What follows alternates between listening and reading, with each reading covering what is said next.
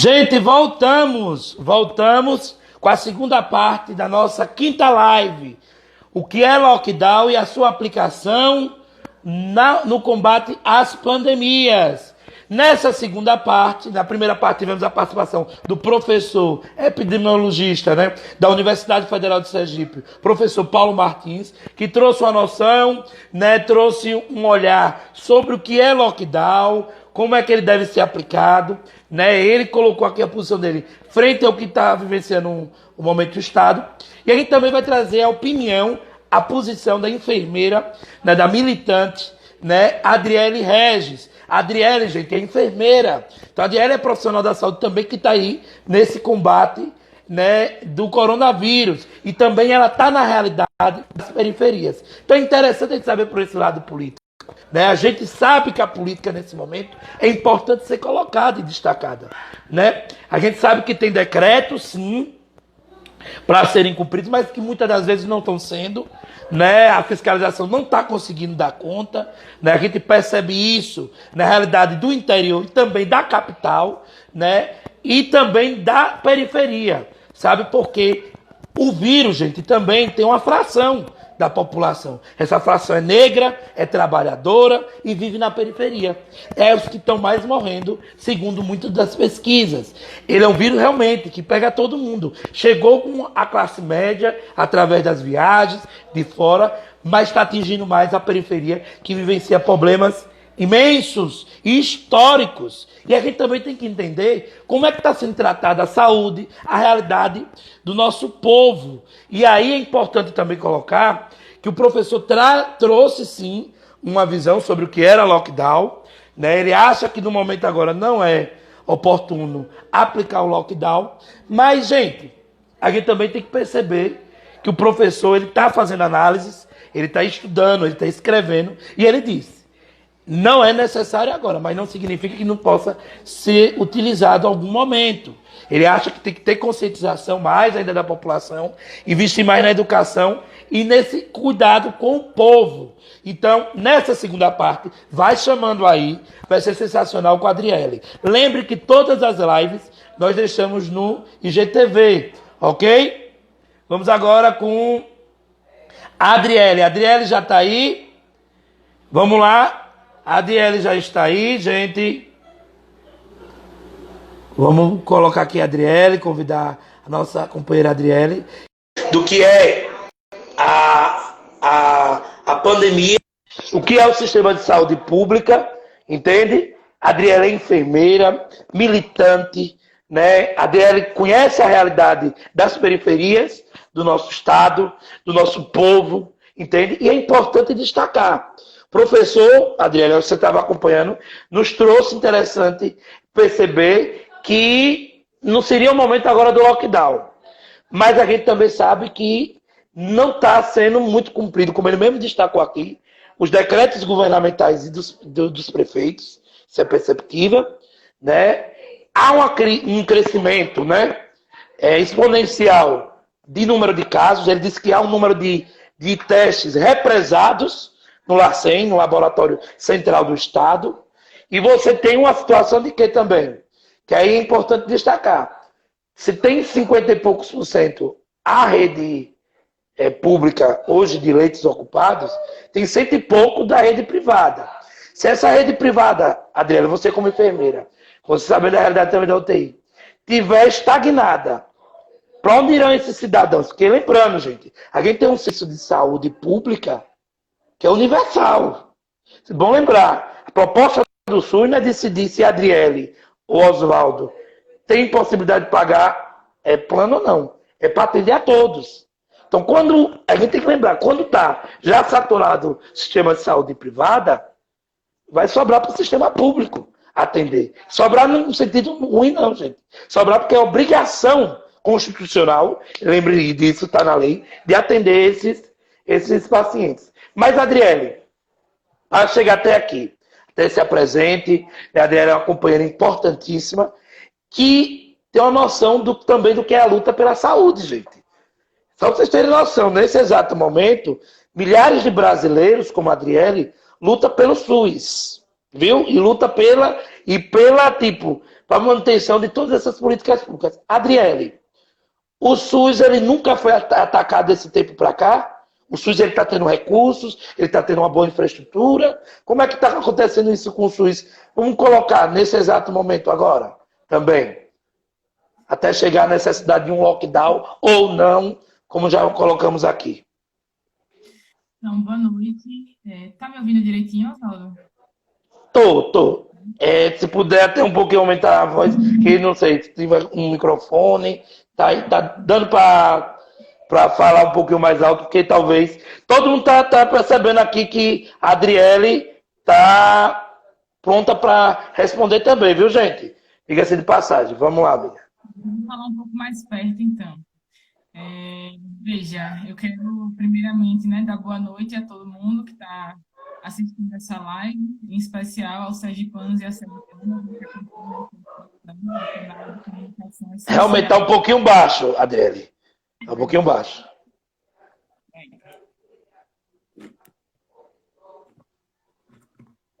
Melhorou? Tá um pouquinho melhor. Pronto.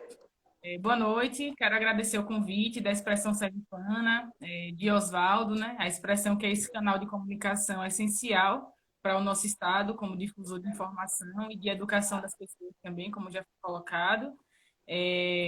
Parabenizar a exposição do professor, né, Paulo, foram excelentes contribuições. E, enfim, meu nome é Adriele, eu sou enfermeira e sou militante do MTD Motu, que é o Movimento das Trabalhadoras e Trabalhadores por Direito, que atua, é um movimento social urbano que atua nas periferias dos grandes centros, principalmente nas capitais do nosso Brasil. E eu queria começar, Oswaldo, fazendo Sim, essa introdução, porque eu acho que minha tarefa aqui é trazer, o professor trouxe aspectos mais técnicos e a minha tarefa aqui é trazer um pouco da visão social e política em torno desse sim, do lockdown, né? E aí, antes de chegar em 2020, a gente já vinha caminhando e sofrendo as consequências de uma série de ataques, né, aos direitos sociais, às políticas públicas, por um projeto neoliberal, né, que se implementou no Brasil a partir do golpe de 2016. Então, esse projeto neoliberal ele tem um objetivo que é, enfim, a partir da crise, né, econômica de 2008, retomar um processo de taxa de lucro e a conta dessa crise recaiu sobre os trabalhadores e sobre as trabalhadoras. Então, a gente viu aí uma agenda de reforma trabalhista, reforma da Previdência, terceirização e, especialmente, aí eu queria tocar muito nessa questão, que é a Emenda Constitucional 95 de 2016, que foi responsável no governo Temer por congelar os gastos com saúde, educação e assistência social por 20 anos, né? E quando a gente sim. fala de saúde, eu respondo a sua pergunta, né? O SUS é central nesse contexto, né? É a política pública mais ampla que a gente tem hoje no Brasil e foi conquistado com bastante luta, né? Luta popular, né? Dos trabalhadores e das trabalhadoras, inclusive moradoras das periferias dos grandes centros. E o SUS sofre, sim, uma série de ataques para se viabilizar enquanto sistema único de saúde universal, gratuito, né, como a gente quer e sabe que ele precisa ser. E essa pandemia veio mostrar, né, veio desnudar essa necessidade de investir no sistema de saúde público, né? Então, pensemos o que seria de nós hoje se não tivéssemos o sistema único de saúde no enfrentamento dessa pandemia, né? E aí, Oswaldo, eu queria colocar aqui o projeto, né, neoliberal que hoje se encontra no poder, que se encontra no governo ultraliberal, ele tem como plano de fundo a questão do Estado mínimo, né? O Estado mínimo é um Estado que se preocupa, acha que o Estado é apenas um protetor da propriedade privada, né? E isso se contrapõe à ideia de Estado que deve promover condições de vida para os trabalhadores, condições, né, de bem-estar para os trabalhadores. Então, a gente fala em sistema de proteção social, que é um arcabouço de políticas públicas e políticas sociais que permitem aos trabalhadores melhores condições de vida, que reduzam as iniquidades, né? É o famoso estado de bem-estar social que foi implementado principalmente nos países desenvolvidos, mas que aqui no Brasil a gente tem essa dificuldade pela própria característica da nossa elite, que não tem um projeto nacional de desenvolvimento, e o nosso povo, né, é submetido a determinadas condições de vida sub-humanas, né, como a gente pode ver se a gente circular nas periferias dos grandes centros urbanos. E aí eu queria trazer também, né, nesse debate da pandemia, a gente está vendo que os países a nível internacional, eles já estão, né, alguns países europeus, países asiáticos estão cogitando a possibilidade de reabertura das suas atividades. E essa reabertura, ela está se dando de forma gradual, de forma lenta e de forma controlada, né? O Brasil está apontando hoje para uma reabertura sem a mínima condição de fazer essa reabertura, porque a gente não tem controle de como está a pandemia no nosso país. A gente traçou estratégias de forma equivocada para enfrentar a pandemia no nosso país. Então, só para a gente ter uma ideia, esse debate, né, do ou você constrói o isolamento, ou você reabre a economia, essa polarização que foi construída, né, principalmente pelo presidente da República, os países que estão reabrindo hoje, eles implementaram pacotes de medidas emergenciais que protegiam as suas economias. Aqui no Brasil, isso não foi feito, né? O máximo que foi feito foi um auxílio emergencial, né, para as pessoas não morrerem de fome. Então, é esse o tipo E que tiveram que enfrentar aglomerações, né, Adriele? Que o governo fez isso. Exatamente. Então, por exemplo, eu catei alguns dados assim na internet. Na Itália, foram investidos 25 bilhões de euros na economia, né? Principalmente nos pequenos, nos micro, pequenos e médios negócios, nas micro, pequenas e médias empresas, que são maioria nos países, inclusive no Brasil. Nos Estados Unidos, 2,2 trilhões de dólares, né? Com todas as contradições que tem os Estados Unidos. Sim. E na China, 400 bilhões de yuans, né? Que é a moeda chinesa. Então, todos os países que hoje estão tendo a oportunidade de reabrir a economia, mesmo que de forma lenta e controlada, eles investiram para que isso fosse possível, porque para as pessoas estarem em casa em isolamento e para o isolamento ser eficiente, é preciso que haja esse tipo de investimento. Pronto. Aí, na situação do Brasil, Sim. nós escolhemos mal a estratégia, né? O presidente da República escolheu mal a estratégia e eu vou trazer aqui alguns elementos. Então, por exemplo, hoje a gente se encontra como segundo número de casos entre todos os países que, né, enfim, sofreram e enfrentam a pandemia. Somos hoje mais de 500 mil de pessoas contaminadas, sem levar em conta a subnotificação, que é gigante também. Então, esse número ele não expressa a realidade. E isso num período de 2, quase 3 meses. Então, a gente começou a pandemia aqui no princípio, no meados de março, estamos entrando em junho com esses números alarmantes. Somos hoje também o quarto país em número de mortos, né? Foram cerca de mais de 30 mil brasileiros que tiveram as suas vidas perdidas no curso dessa pandemia, enquanto, né, o chefe de Estado-Maior relativiza as questões da pandemia e aponta como uma simples gripezinha, né? Então, isso com certeza influencia a subjetividade das pessoas, isso com certeza influencia no comportamento, quando, em nível nacional, ele faz um pronunciamento, né, adentrando todas as casas dos brasileiros aí, porque a televisão aberta, ela é obrigada a transmitir, né, o que ele coloca, e ele aparece falando que isso é uma gripezinha, ou ele aparece no Jornal Nacional comendo cachorro-quente numa barraquinha da esquina, pegando na mão de todo mundo e tentando provar que ele é imune, né? Que, enfim, toda essa... Que anda de cavalo, né? Helicóptero para cima e para baixo. Exatamente. Bom, e além disso, no Brasil a gente não tem uma ação coordenada a nível federal, diferente de outros países, né? Eles conseguiram construir ações coordenadas. No Brasil a gente não tem sequer um gabinete de crise, que seria fundamental para enfrentar um momento como esse.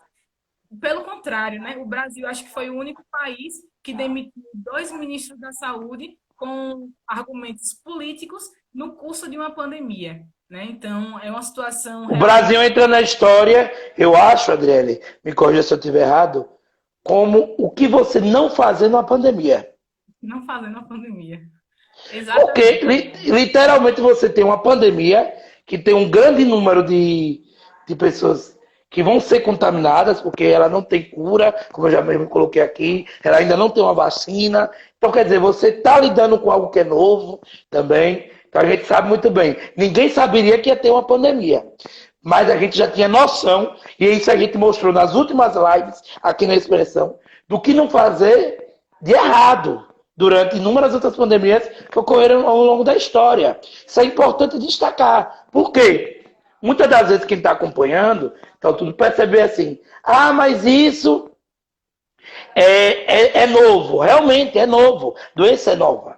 A gente tinha a noção de que teria um vírus, mas esse vírus não que estaria provocando pessoas perderem o fato, né, o olfato, o paladar. Isso é interessante destacar aqui. Por quê? Lembre aqui a vocês que tem um país aqui vizinho, hermano nosso. A população é menor, sim, mas é um país na América Latina, né, Adriele? Que fez lockdown, que deu um auxílio emergencial maior do que a gente. E lembrando, eles estavam em uma crise econômica muito pior do que a nossa. Mas a prioridade lá dos governantes e em si, de quem está liderando o país, foi o lado social, foi o povo. E aí é onde é interessante, Adriano, quando você traz o histórico, e que está em curso ainda uma política de Estado mínimo, neoliberal, ultra neoliberal, diga-se de passagem, e que permanece isso até no discurso de quem gerencia a economia, né, o próprio ministro coloca muito bem isso, que é para vender tudo, para retirar direito dos trabalhadores, dos funcionários públicos, e que não aceitou propostas da oposição, isso é bom deixar aqui claro, de ser um salário mínimo, auxílio emergencial, R$ 600, porque foi muita luta, mas a proposta da oposição dentro do Congresso e de boa parte dos movimentos sociais era que fosse um salário mínimo, que era um mínimo dentro da renda do povo brasileiro, que não sequer era lembrado pelo próprio Estado brasileiro, né, que muitas das vezes se grita, né, dele, patriota, ultranacionalista, mas esquece do seu próprio povo. Né, isso é bom deixar claro. E aí agora eu quero que você me coloque uma coisa, que é fundamental nisso. Porque a Argentina está fazendo, fez lockdown, pensou uma política de assistência social, está com bons frutos para a recuperação econômica, e o Brasil não. Ele entender isso. Né? Por quê? Países menores do que a gente conseguiram isso. Mas é lá. São situações diferentes. Sim. Mas não são bons exemplos que poderiam ser seguidos, já que a gente, pelo que eu estou percebendo, e pelo que você trouxe, e até mesmo pelo que o professor trouxe, o Brasil não está no caminho certo. Porque nem sequer estão respeitando, como ele mesmo colocou, um decreto de um governador. Né? Imagine numa situação onde você tem um presidente da República que minimiza a doença, critica a ciência, né? Prescreve medicação, diga-se de passagem. Né? Então, assim, eu estou ponderando isso, porque para a gente entender quem está acompanhando aqui, que o lockdown, que é o tema, né? Até vou botar aqui, fixar aqui, e a sua aplicação no combate das pandemias, envolve tudo isso que a Adriana está trazendo. Não é só a questão sanitária da saúde técnica, que é importantíssima, é fundamental. Mas é o social, gente. É o político, é o econômico. Ele também está trazendo tudo isso. E agora, Adriana, eu fico me perguntando, por que uns fizeram certo e o Brasil fez errado? Porque talvez Cuba, tão criticada, não tenha quase nenhuma contaminação e o Brasil está tendo. Eu queria entender isso. E lá eu acho que o serviço de saúde é ruim, pelo que eu imagino, pelo que o presidente coloca, né, no dia a dia. Gente, eu estou sendo irônico, que é um dos melhores sistemas de saúde do mundo. Mas eu queria que você ponderasse isso. Eu acredito que isso tem muito a ver com as escolhas dos representantes e do projeto político que eles representam, né? Isso tem a ver. Não dá para a gente falar hoje, né, em pleno 2020, de política, sem falar dos projetos ideológicos que elas carregam por dentro. Sim, Então, desde o início, o presidente da República ele apresenta para a gente, no meio das suas falas, das suas colocações, um caráter eugenista, né? Um caráter sim, genocida. Então, ele não se importa muito com o número de mortes, não se importa muito com as questões sociais. E, enfim, essa é infelizmente, é a condição que foi colocada para a gente no momento em que a pandemia chegou no nosso país. e a gente está precisando enfrentar, além do vírus da pandemia, o coronavírus, o vírus, né, do neofascismo, o vírus desse conteúdo ideológico que esse projeto do presidente traz com a gente, né? E aí, Oswaldo, continuando, além da ausência de um gabinete de crise, além da demissão dos dois ministros, o presidente também tem feito uma escolha que é bem interessante da gente observar. Ele tem declarado guerra aos governadores e aos prefeitos do nosso país.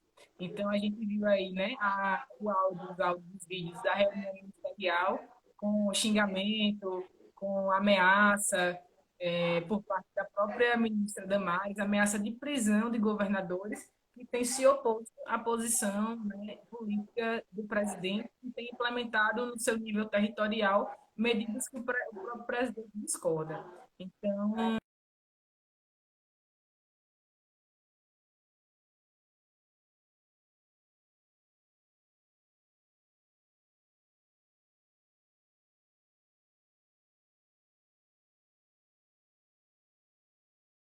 Nossa conexão. Pode dar continuidade, Adri. Estou explicando aqui o pessoal a que ponto está a nossa prosa, nosso bate-papo. Está me escutando? Temos outro problema na conexão. É quem está acompanhando. Tivemos a participação do professor Paulo Martins e agora a participação de Adriele. Pronto, Adriele? Está me escutando?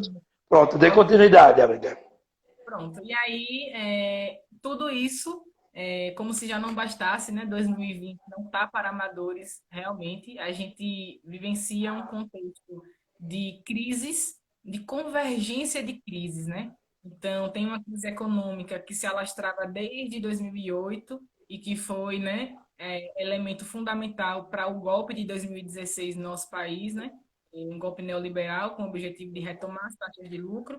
Tem a crise política, né, que foi aprofundada com esse golpe também e que até hoje a gente vinha sofrendo as consequências. Vivenciamos uma crise institucional, né, em que os poderes dentro da República não se dialogam, pelo contrário, têm se enfrentado, né, com constantes ameaças, inclusive à democracia, verbalizadas em meio de comunicação, sem nenhum pudor, né, movimentos na rua pedindo fechamento do STF, enfim, uma crise institucional profunda, uma crise social que eu arrisco dizer que vivenciamos em nosso país desde quando fomos colonizados pelos portugueses, né? Porque desde lá a desigualdade e enfim, esse caráter genocida existe, está presente na nossa sociedade, e uma crise sanitária que também já existia, mas que a pandemia veio e aprofundou de forma bastante violenta.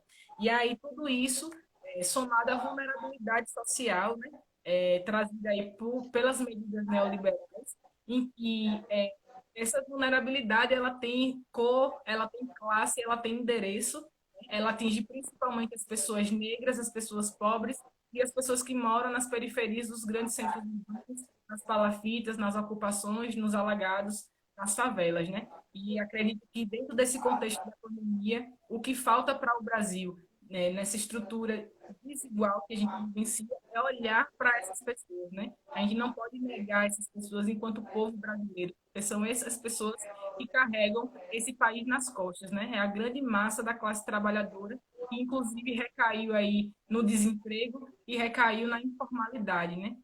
Sem um mínimo de suporte do Estado, ou de leis trabalhistas, ou de seguro-desemprego, enfim, estamos vendo esse cenário. E colocar os não fomos trazidos até aqui por acaso, né? Não foi o acaso que foi nos trazendo até aqui. É preciso denunciar que a gente vivencia essa realidade no Brasil hoje, porque fomos conduzidos até aqui, né? Bom lembrado, bem destacado. Foram feitas escolhas que nos trouxeram à condição que estamos hoje e que nos empurram a possível epicentro da pandemia no próximo período, né? Então, o número de casos vem crescendo violentamente e até então nada tem sido feito do ponto de vista das políticas públicas, do ponto de vista da responsabilidade do Estado, para garantir que as pessoas tenham o direito a viver, né? O direito básico, o direito à vida. A gente está falando de vida. Bom, e aí com tudo isso que tá, né, que eu coloquei, se torna urgente, né, mais do que nunca, a gente debater o papel do Estado dentro de todo esse contexto, e não só na pandemia, né? A pandemia, ela, depois que a pandemia passar, né, e precisamos trabalhar para que ela passe o mais rápido possível, a gente vai entender que sem Estado, né, sem políticas intervencionistas do Estado na vida das pessoas, nas políticas públicas, nas políticas sociais, a gente não consegue ter um país desenvolvido, né? Bem Então, lembrado. entender o que significa o neoliberalismo dentro do contexto de um país como o Brasil. E o neoliberalismo ele traz consequências profundas para a vida das pessoas. E aí, pensando nesse sentido, o Estado precisa olhar para as periferias a partir do princípio da equidade. O que é a equidade? É quando você olha e oferece um tratamento diferente e diferentes necessidades. E as periferias brasileiras, elas têm diferentes necessidades, né? Hoje a gente pauta essa questão do isolamento, mas existem dois Brasis, né? Existe o Brasil do home office, em que as pessoas conseguem levar o seu trabalho Bem lembrado.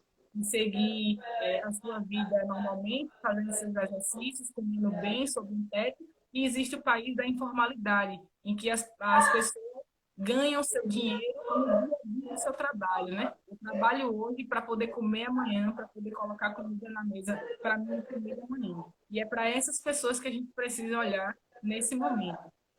Precisa construir e dar condições para que essas pessoas consigam estar em isolamento, né? E aí eu quero trazer também que no Brasil inteiro, né, o MPD e outros movimentos estão construindo políticas de solidariedade, Interessante destacar isso. enfim, políticas de solidariedade que são extremamente necessárias, extremamente fundamentais e importantes, inclusive, enfim, aqui ao nosso redor, o pessoal de Maceió, né, com o Fogo da Lagoa, lançaram um vídeo recentemente na página da TV Nacional, quem tiver curiosidade e puder dar uma Diz aí o olhada. endereço, Adriele, olha, gente, tá tendo campanhas, é bom destacar isso. Tá tendo campanhas por falta da presença do Estado, por falta da presença do direito, né? As periferias, elas estão se ajudando, gente. É o chamado nós por nós. Já que não tem a presença do Estado, já que não tem o direito, já que a Constituição que diz que lá tem que ter direito à saúde, à educação e tal, muitas das vezes não é cumprida, como a gente está vendo até por muitos líderes, até desrespeitada, você vê a própria população, a própria periferia, né, organizada nos movimentos sociais, fazendo campanhas de solidariedade. A gente vê muitas, mas essa da realidade da periferia, que a Adriele está colocando aqui, você que está acompanhando aqui essa live e que vai acompanhar depois, que a gente vai deixar gravada, é perceber que a quarentena não é para todo mundo não, gente. O que a Adriele está colocando aqui é o seguinte, o formato, por sinal, a gente está divulgando essa live, que é importante para a conscientização, para a formação, mesmo para a informação. Lembre que talvez muitos não tenham acesso ao celular, à internet. Né? Eu mesmo, na minha profissão, Adriano, eu sou professor. Só a gente vai ter uma live sobre isso, sobre a questão educacional. Né? Tem uma parte da população que está tendo acesso à aula online. Tem outra que não, que é a maior parcela. E é a parcela que necessita de educação. Por sinal, até para se libertar e para se empoderar dos seus próprios direitos. Saber os seus direitos. Então a DL está o quê? Destacando aqui o movimento e os movimentos que estão sendo organizados, que estão preparando, gente, né, campanha de solidariedade. Adriele, diga o endereço, como ajudar, passe aí.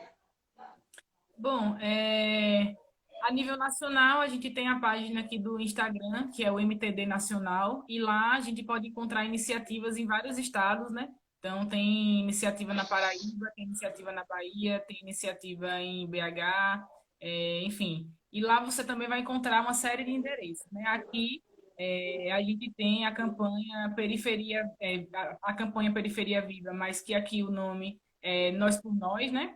Nossa campanha de solidariedade e que vocês também podem entrar em contato. A gente está construindo doações em algumas ocupações urbanas, né, que são ocupações que o MTD Motu tem em trabalho. Inclusive, daqui a alguns dias faremos uma nova doação. Bom, Aí, Oswaldo, eu quero colocar e destacar a necessidade e a importância dessas ações de solidariedade, mas, sobretudo, eu quero colocar também que essas ações de solidariedade, elas também têm limite, né? A gente não pode apostar Sim, como a ferramenta de resolução do problema das pessoas, porque tem limites estruturais e tem limites de energia, de tempo. Então, a gente está vendo que a pandemia ela vai durar mais tempo do que nós esperávamos. E aí, sim. a gente precisa cobrar do Estado que haja diante disso, né? É, bom, e aí eu quero colocar aqui, diante de tudo que foi posto, o papel dos governadores e dos prefeitos, né, no combate à pandemia, já que está havendo uma forte e grande negligência do governo federal, né? E aí eu acredito que estamos vivendo hoje um processo rápido, acelerado de interiorização da Covid. Bom Sabemos que lembrar. os interiores são dependentes das capitais na atenção à saúde, né, de média e alta complexidade. Então, tudo isso tem que ser levado em conta quando a gente debate medidas mais restritivas de circulação das pessoas, né? Não é só o que existe hoje, aqui agora, o número de leitos, por exemplo, que existe em Aracaju, mas são as projeções. Hoje, Sergipe se encontra com 100% dos municípios com pelo menos um caso de coronavírus, né? E contamos também, claro, com o número de subnotificações. Então, são medidas preventivas, né? Como foram postas também pelo professor Paulo. E aí esses prefeitos eles têm um papel fundamental e governadores que é neutralizar a pressão que as entidades empresariais têm exercido sobre os governos, né, para a reabertura do comércio. Então, o papel dos governadores e prefeitos não é ceder a essa pressão. Aqui em Sergipe, a gente teve um exemplo, que não foi um exemplo positivo, né, em que a gente iniciou o combate à pandemia de forma eficiente, né? Fechamos os restaurantes, fechamos os hotéis, reduzimos a circulação. No entanto, no meio do percurso, nós reabrimos por um curto período de tempo, porque logo, logo, né, com a pressão do próprio consórcio Nordeste e das pessoas, né, do povo, da sociedade, o governo recuou e fechou, mas bastou cerca de 3 a 4 dias de abertura para 15 dias depois, que é o período de incubação do vírus, a gente vê o número de casos ser 20 vezes maior e o número de óbitos ser 10 vezes maior.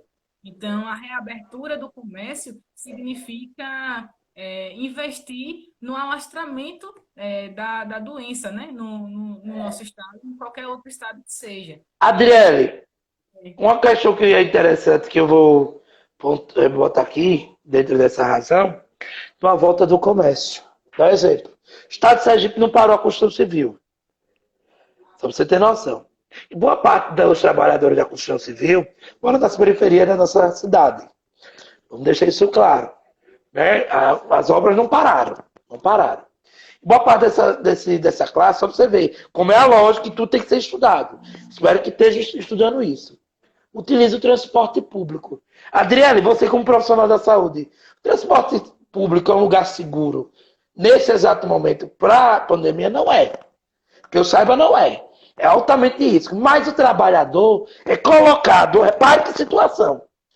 Sua condição né, não é nem de existir, mas de sobreviver, né? Vamos colocar assim, de estar sobrevivendo no meio de uma pandemia, para que tenha comida em casa e para que não seja jogado no desemprego, né, dentre todas as ameaças que é colocada para ele, que você frisou muito bem isso ao longo da história, ele tem que ir trabalhar. E se você for fazer um levantamento, há um alto índice de contaminação na construção civil. E ele, quando chega em casa, não é só ele. Ele tem uma condição que ele não tem uma casa, gente. Diga de passagem, só para vocês terem noção. No Brasil tem gente que não tem ainda nem banheiro dentro de casa. Para vocês terem noção. A Adriana lidar com a demanda na luta, que é por moradia. Tem gente que não tem nem onde morar. Só para deixar isso bem claro, na realidade também do nosso país. E aí você coloca o quê? Não, tem que abrir o comércio, tem que ter. Uma parte desses trabalhadores moram aonde? Né? A primeira pergunta que a gente coloca. Dalva aqui, Dalva Angélica, desde já agradeço, sempre participativa, ela colocou. Você acha que o lockdown contribui para que o vírus não chegue com força nessa população mais pobre periférica? Já é uma pergunta, Adriane. Outra coisa interessante que a gente tem que destacar. Com a abertura do comércio, quem é que trabalha nesse comércio? Quem é que está se sujeitando a ser contaminado e contaminar seus familiares? Você que é enfermeira, você sabe, há uma grande dificuldade das pessoas terem segurança nutricional na periferia, segurança sanitária, entendeu? A gente tem tudo isso. E aí você tem uma doença que você, minimamente, você tem que ter um sistema imunológico bom para conseguir resistir a ela, né?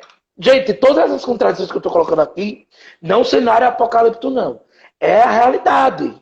É a realidade. O que a direita está trazendo, gente, é uma conjuntura política, social, que é onde está inserido boa parte do povo, né, o povo brasileiro, que está em um país que não tem comando sobre a pandemia, pelo contrário, minimiza, né, retira, diz que é algo que é uma gripezinha, né, que diminui, é uma falta até de respeito de quem já se foi. A gente já perdeu mais de 30 mil vidas de brasileiros e brasileiras, né, no geral, então não tem nenhum mínimo de respeito, e aí é onde entra essa lembrança de Adriele, do que a gente está vivenciando também, além da crise sanitária, que é essa crise política, né, com esse ataque, né, neofascista que a gente vê no nosso país, porque quando você não se sensibiliza nem com a morte do outro, Adriele, independente de quem seja, a gente já está perdendo valores humanos. Estou falando nem questões religiosas, nada. Valores humanos. E aí você entra o quê? Sujeitos, como a direita está dizendo, que pressionam colocando a economia como em primeiro lugar. Mas esquece de que quem gerencia e quem produz é o povo. É importante destacar isso. Né? Porque lembre bem, né, Adriele? Quem está mandando a volta do comércio, isso aqui a gente tem que destacar, é quem vai, se ficar infectado, vai ter condições de ficar dentro de casa, de quarentena, provavelmente um leito no hospital privado, com mais facilidade. Então, assim, vamos botar as coisas nos is, os pontos nos is, entende? Então, se o Estado não deu ainda, minimamente, o direito básico das pessoas sobreviverem, ele que está errado. Não vem com esse discurso que muita gente diz. E esse povo, né, como até o próprio presidente coloca, vai morrer de fome e tal, tudo. Mas sim, cadê sua função de agora agir? De mostrar qual é o que é o Estado, qual é a função do Estado. Então, assim, Adriele, estou colocando essas ponderações só para a gente entender que, provavelmente, pelo Estado que a gente também está percebendo, mesmo que a gente vê o professor, e aqui a gente desde já agradece a participação, que colocou que não seria o momento. Mas também acho que essa alternativa não estaria descartada. A gente também tem que colocar isso. Não está descartada. Sabe por quê? Porque eu me assustei hoje no noticiário estados como Goiás.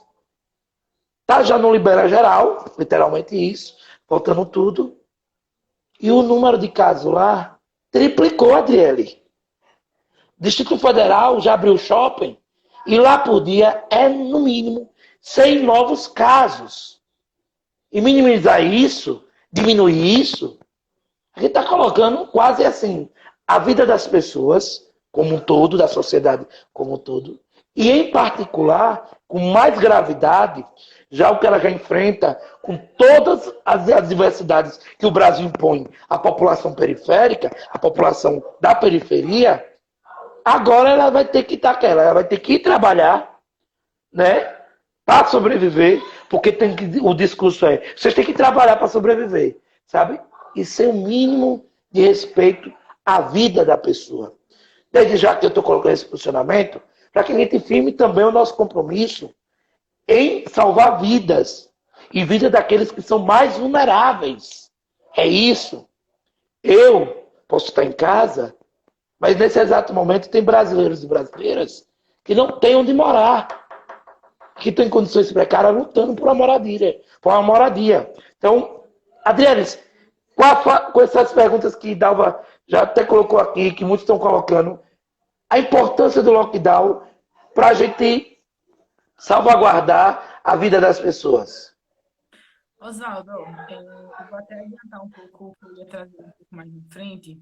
O que a gente tem de certeza, né, é que a gente não tem uma vacina, né, que seria essencial no combate à pandemia. Não temos ainda o desenvolvimento dessa vacina.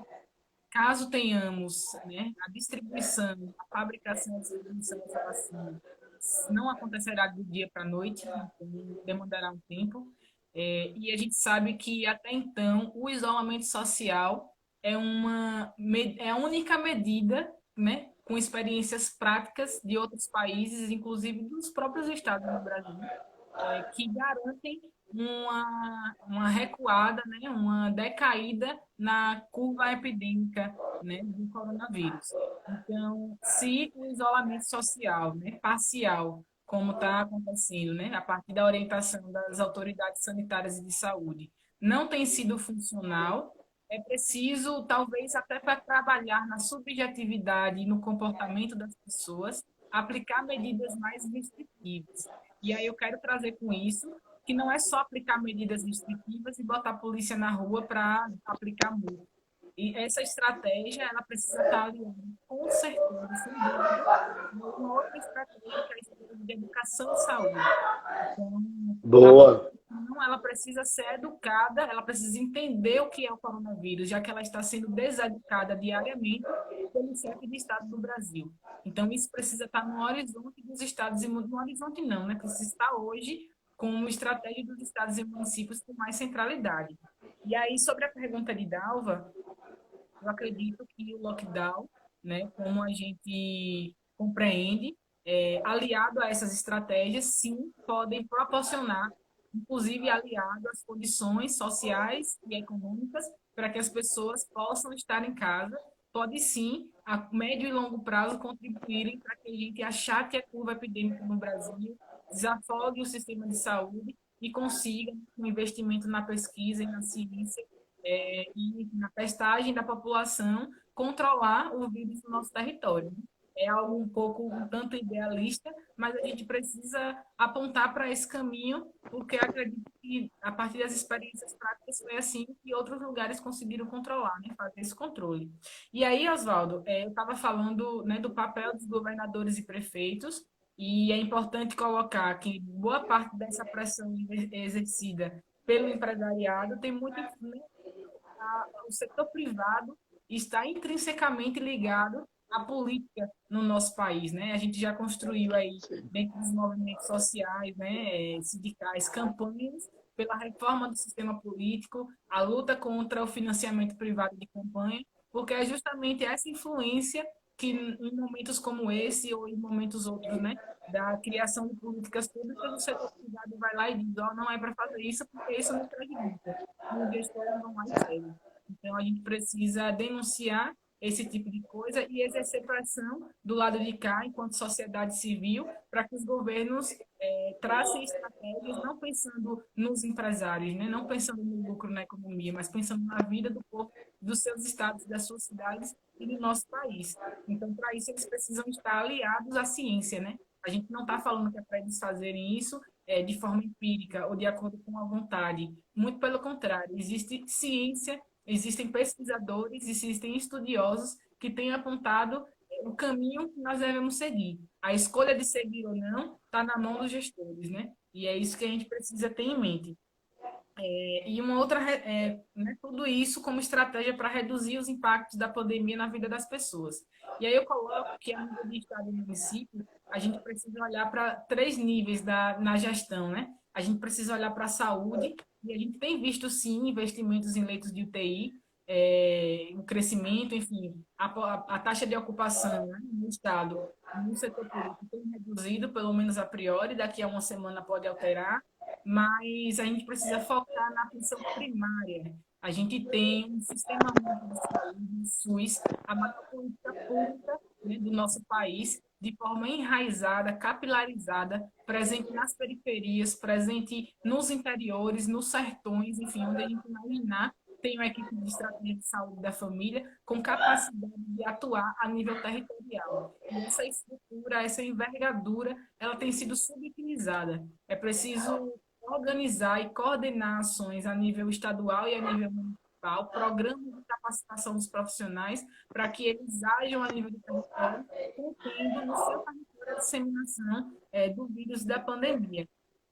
E para isso, por exemplo, Oswaldo, quando a gente tem um surto de dengue durante uma epidemia, Sim, como é que a gente faz? A gente tem os profissionais, né, os agentes comunitários de saúde, a gente tem sim. um endemia que passa de casa em casa, batendo nas portas, olhando como é que está a caixa d'água, botando lá o remedinho, olhando como é que está o quintal, se tem enfim, foco de dengue ali possível e fazendo E que conhece o cidadão, né? conhece o cidadão, que tem um vínculo de confiança e fazendo a educação dessas pessoas, dizendo, ó, é assim que a dengue se reproduz, né? Então vamos fazer isso aqui para evitar, para prevenir. O papel da atenção primária em saúde, que a gente precisa valorizar, é a prevenção. As pessoas não precisam precisar chegar a necessitar de um leito de UTI, né? A gente precisa trabalhar na base para que essas pessoas tenham consciência do que significa o vírus e do que elas podem fazer para prevenir a contaminação em seus territórios. Então a gente tem um sistema. A gente já tem um sistema. A gente não está sabendo utilizar. Exatamente. Que no caso não seria. Eu acho que isso é bom deixar claro. Não vamos generalizar. Não estamos tendo, é lá em cima, de quem coordena o mesmo sistema, gestão. A gente percebe isso. Há uma dificuldade na gestão. Né? A gente sempre coloca assim.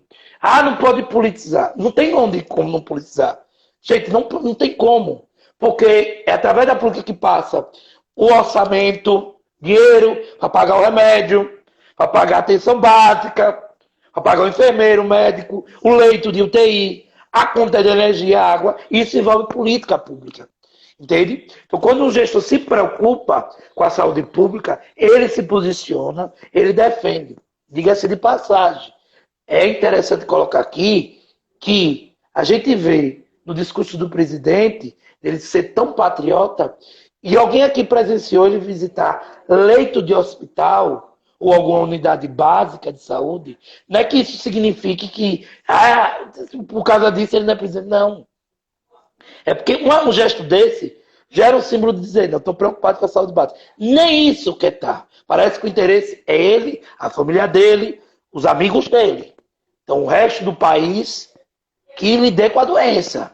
Né? Interessante a gente destacar isso. Por quê? O que a Adriele colocou aqui, gente, é fundamental. Quero até deixar claro, já dá um spoiler, viu, Adriele? A próxima live, que vai ser na próxima segunda-feira, já gravem aí, vai ser, sabe sobre o quê? A história do SUS. O que é esse sistema? Olha, vocês que acompanham aqui, como é importante esse... Teve um participante que disse assim, vocês falam tanto do SUS, vocês têm tanto profissionais do SUS participando da live, mas o que é isso?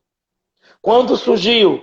Para que surgiu? Olha que coisa interessante, e a gente vê tem pessoas comentando. Então, a próxima live é a história sobre o SUS, a OMS, que a gente escuta tanto falar, como é que funciona esse sistema, para que esse sistema, esse organismo, e a OPAS, que é a Organização Pan-Americana da Saúde, que é outra coisa interessante. A gente tem que entender o continente onde estamos inseridos. E no caso, em particular, a América Latina. Então, assim, quando a gente vê a Adriele aqui lembrar que a gente não precisaria de tantos, a gente não precisa encontrar a fórmula, porque a gente está esquecendo da atenção básica, só se você perceber. O agente de saúde, gente, às vezes tem uma relação tão próxima com a pessoa da casa, que muitas das vezes familiares não têm. Ele é respeitado, ele é escutado, né? Então, talvez, como o professor coloca a questão da educação, da conscientização, deveria ter os decretos, que a gente está vendo que não estão sendo cumpridos, antes, mas deveria ter pensado um planejamento junto à própria rede de saúde pública, de botar esses agentes e garantir que eles estariam dispostos, e estão aí, no mínimo que podem, para dizer, gente, a doença é assim, assim, assado, vocês não podem sair, não devem sair, compreende? Vocês nessa hora precisam escutar a ciência, os médicos, nós. Isso é interessantíssimo. É até uma forma, gente, a educação, a forma da gente chegar, falar na base, o povo, a gente evita as pessoas estarem escutando mais achismo por parte do presidente, que fica receitando medicamento sem um mínimo de autorização. Só para vocês terem noção que a gravidade a qual nós estamos, que até Dalva coloca aqui, o fascismo que está atingindo, mas é à beira disso que a gente percebe, desse poder, dessa visão fascista. Então, Adriele, dessas conclusões finais, que a gente já está próximo de terminar, gente, a Adriele está trazendo algo que a gente não viu nas outras lives, que é esse lado político, social, que a gente precisa ter. A A gente precisa demarcar, colocar isso. A gente escuta a ciência, a gente escuta a saúde, mas a saúde e a ciência só, sem política e sem uma visão social da realidade do povo brasileiro, também não consegue bons resultados. Se a gente precisa conscientizar, a gente vai ter que conscientizar o povo. Para conscientizar o povo, a gente precisa de política, a gente precisa de pedagogia, e isso a Adriele está colocando aqui muito bem. Adriele, nesse bojo final, o que é que você traz assim, pensando no lockdown, pensando no que a gente está vivenciando, com todos esses problemas que a gente está vivenciando e essas crises, quais são os caminhos, quais são ainda a esperança que temos pela frente? Oswaldo, eu acredito que enquanto sociedade civil, né, a gente precisa ter propriedade, né, desse contexto, que assim é complexo, né, é um emaranhado de coisas, o problema é complexo e a solução para os problemas também são complexas. Então, não dá para buscar soluções simples, né? E aí eu acredito que o nosso papel enquanto sociedade civil é cobrar e exercer pressão, sim, em cima dos gestores. Nós precisamos cobrar que haja apoio às micro, médias e pequenas empresas no Brasil, que representam 70% das empresas brasileiras, né, e que, numa situação de crise, são elas que vão sofrer primeiro, então, precisam injetar dinheiro na economia para garantir a sobrevivência dessas empresas e garantir os empregos, né? Tem muitos trabalhadores que são dependentes desse arcabouço, né? Das micro, médias e pequenas empresas. Nós devemos exigir, né, um prolongamento da renda mínima. Então, no início aí, o presidente propôs R$ 200 de renda mínima, como se fosse possível, né, sustentar uma pessoa, uma família com R$ 200, né? A família dele não gasta isso para sustentar. Bem lembrado. Garantir o prolongamento da renda mínima para que as pessoas tenham condição de comer, né, de manter condições básicas de vida. A gente precisa cobrar condições sanitárias e políticas públicas, né, naquele contexto da equidade, das periferias, com o maior foco de acordo com as necessidades, para que as pessoas tenham possibilidade de ficar em casa, de não estar no isolamento. Se isso não acontecer, as pessoas vão continuar saindo, sim, para tentar trabalhar, para ir no sinal ganhar o seu dinheiro, porque é isso que faz elas colocarem a comida na mesa. Então, obrigado pelo papel. A gente precisa ter essa consciência, precisa exercer pressão e fazer essa cobrança. E nós precisamos, sobretudo, né, cobrar investimentos no Sistema Único de Saúde. A gente vive numa realidade que está aprovada uma emenda constitucional a 95 de congelamento de gastos. Essa emenda ela precisa ser revogada, porque a gente tem hoje noção, na realidade, do que significa o Sistema Único de Saúde e o tamanho que deve ser esse Sistema Único de Saúde e o investimento nele, né? E, além disso, a gente precisa defender a pesquisa, a ciência e a universidade pública, que foi constantemente atacada nesse governo, né? Houveram, inclusive, atos massivos aí em defesa da UFES aqui no estado, e essa defesa ela precisa acontecer, também precisamos exercer pressão nesse sentido. E, por último, Oswaldo, e não menos importante, né? Para fechar, a gente precisa defender a democracia. Então, a gente vive hoje numa situação complexa, né? Porque estar dentro de casa nos coloca a contradição de ter pessoas na rua cobrando o fechamento do STF e exercendo pressão, né, para o fechamento do regime, para vivenciarmos uma ditadura neofascista. Isso não está distante da nossa realidade. As pessoas podem achar que isso é distante, mas não precisamos pagar para ver. O neofascismo não se discute, o neofascismo se combate. Então, a defesa da democracia deve ser intransigente, a gente não pode recuar nesse sentido, né? E do ponto de vista mais individual, né, das pessoas, de cada um, a gente precisamos nos cuidar, precisamos ser coerentes com as medidas, né, de proteção, enfim, proteção individual e coletiva para não disseminação do coronavírus. E precisamos cuidar dos próximos, cuidar dos nossos familiares, e, na medida do possível, contribuir com a educação das pessoas também, né? Adriele, eu vou ser sincero. Sua live traz um poder grande, já que a gente viu no primeiro momento conscientização e educação. Gente, Aqui a gente está vendo quais são os caminhos, o que fazer, como fazer, entende? Eu acho que desde já a gente agradece você nesse espaço, como também te agradece o professor Paulo Martins, que trouxe também uma ideia, trouxe uma visão, né? Mostrou a importância disso, do que a Adriele está fazendo, de conscientização, né? A gente está com o tema o que é lockdown, porque é algo que está aí. Eu digo sempre, lockdown, lockdown, lockdown. Muita gente diz que é lockdown. Gente, lockdown vem a origem da palavra inglesa, né? De tanta gente buscar de lá fora. Mas significa fechamento total. É uma medida extrema, sim, mas é sim importante e eficaz. Correu em muitos países e deu resultado. Talvez não tenha dado em alguns, mas talvez por inúmeras situações e ações de falta de planejamento. Ela colocou muito bem aqui, a gente precisa de um planejamento. Sim, urgente, já, para ontem. Mas da mesma forma a gente precisa saber a quem está sendo atingido essa doença constantemente, o que é o nosso país, conhecer o nosso povo, a realidade do nosso povo. Saber que tem gente ainda que está passando por necessidades, que precisa ser assistida por esse Estado, né? Que muitas das vezes a gente diz assim, não chega as coisas, isso e aquilo outro. Então, desde já, Adriele, agradeço a participação, muito obrigado. Adriele, enfermeira, militante, né? Tá aí na luta, né? Traz aqui constantemente, né? A importância da gente ter espaços como esse para valorizar o conhecimento, a educação, né?